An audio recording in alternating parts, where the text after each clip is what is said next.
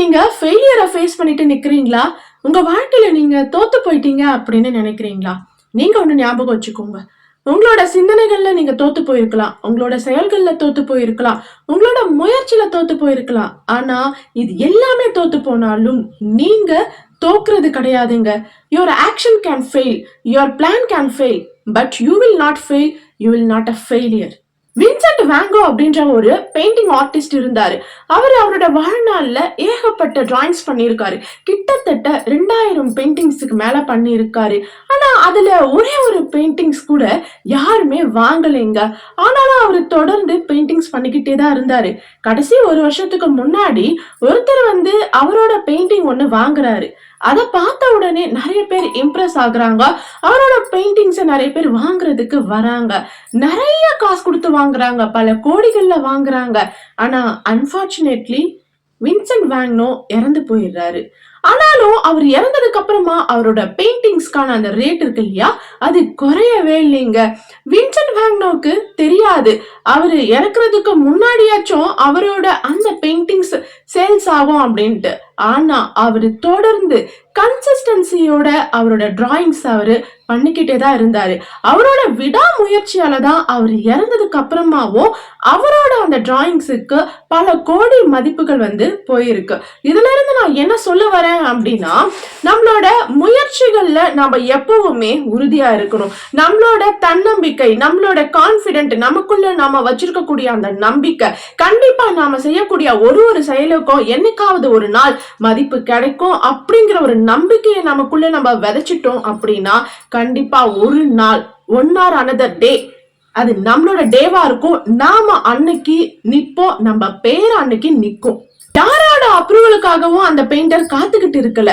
தொடர்ந்து முயற்சி பண்ணாரு. கன்சிஸ்டன்சியோட முயற்சி பண்ணாரு. திரும்ப திரும்ப திரும்ப போராடினாரு. எந்த ஒரு காலகட்டத்திலையும் அவரோட 2000 டிராயிங்ஸ்ல ஒரே ஒரு பெயிண்டிங் கூட விற்கல அப்படிங்கறது அவருக்கு தெரிஞ்சும் அவர் டிஸ்கரேஜ் ஆகாம பின்வாங்காம அவரோட முயற்சிய தொடர்ந்து கொடுத்துக்கிட்டே இருந்தாரு. அதுல இருந்துதான் அவரு சக்சஸைய பார்க்க ஆரம்பிச்சிருக்காரு. அவர் இறந்தாலும் அவரோட பேரு இன்னைக்கு அவரோட பெயிண்டிங்ஸ் மூலமா வெளியே வருது. அதே மாதிரி உங்களுக்குள்ளவும் ஒரு டிட்டர்மினேஷன் இருக்கும். உங்களோட மனசுக்குள்ள ஏதாவது ஒரு விஷயத்த செஞ்சே ஆகணும் அப்படின்னு ஆழமா பதிஞ்சிருக்கும். அந்த முயற்சியில நீங்க தோத்து போயிருக்கலாம். உங்களோட செயல்கள்ல நீங்க தோத்து போயிருக்கலாம். நீங்க எதிர்பார்த்தது நடக்காம கூட இருந்திருக்கலாம். But never give up. யாருக்காகவும் எதுக்காகவும் நீங்க பின்வாங்காதீங்க. இங்க யாரோட அப்ரூவலுக்காகவும் நீங்க வெயிட் பண்ணாதீங்க. யாருக்கு தெரியும், ஒன் ஆர் அனதர் டே உங்களோட டேவா கூட இருக்கலாம் இல்லையா? நீங்க ஒரு மரம் வளர்க்குறீங்க அப்படின்னா அதுக்காக நீங்க என்ன பண்ண முடியும்? நீங்க அதுக்கு உரம் போடலாம், தண்ணி போடலாம், வெயில் படுற மாதிரி வைக்கலாம். ஆனா வளர்ச்சி அப்படிங்கிறது அந்த மரத்துக்கிட்ட தாங்க இருக்கு. அதே மாதிரி தாங்க வெற்றி அப்படிங்கிற விஷயம் உங்க கைக்கு கிட்ட இருக்கு அப்படின்னா அதை அடையறதுக்கு உங்களால என்ன பண்ண முடியும்? தினமும் முயற்சி பண்ண முடியும். தேவையில்லாத விஷயங்களை டெய்லி உங்களால அவாய்ட் பண்ண முடியும். உங்க லட்சியத்தை அடைய உங்க வாழ்க்கைக்கான பாதைய உங்களால கட்டமைக்க முடியும். So are you doing? நீங்க அதை செய்வீங்களா? கேள்வி கேட்கணும். உங்க மனசுக்குள்ள நீங்க டெய்லி திரும்ப திரும்ப திரும்ப கேள்வி கேட்கணும். கண்டிப்பா உங்களோட வாழ்க்கை மாறும், சேஞ்சஸ் உருவாகும். இல்லைன்னா நீங்க இருக்கிற இடத்துல அப்படியேதான் இருந்துகிட்டு இருப்பீங்க.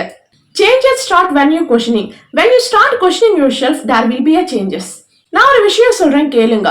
உங்களோட கனவு எட்ட முடியாத தூரத்திலேயோ இல்ல அடைய முடியாத உயரத்திலேயோ இல்லைங்க. நீங்க இன்னைக்கு முயற்சி பண்ணி தோத்து போறீங்க இல்லையா, அதே மாதிரி ஒரு முயற்சியில தான் உங்களோட கனவும் இருக்கு. கன்சிஸ்டன்சியை மட்டும் விற்றாதீங்க. தொடர்ந்து முயற்சியை போட்டுக்கிட்டே இருங்க.